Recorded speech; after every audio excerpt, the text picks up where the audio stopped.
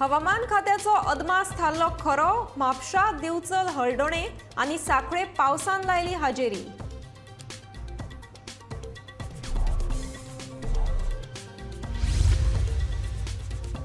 भाजपाकूच मेळटले लोकसभेचे दोनूय जागे। प्रदेशाध्यक्ष सदानंद तानावडेन उक्तायलो विश्वास।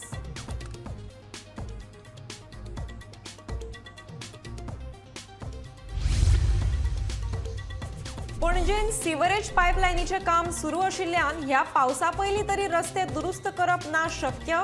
रस्त्याचे काम सुरू जातले पावसा उपरांतूच, म्हणटा मंत्री निलेश काब्राल। वास्कोच्या लोकांक मेळे पेड्ड्यार जाल्ले तांदूळ। तांदूळ बदलून दिवपाचो नागरी पुरवण खात्याचो सोसायटीक आदेश।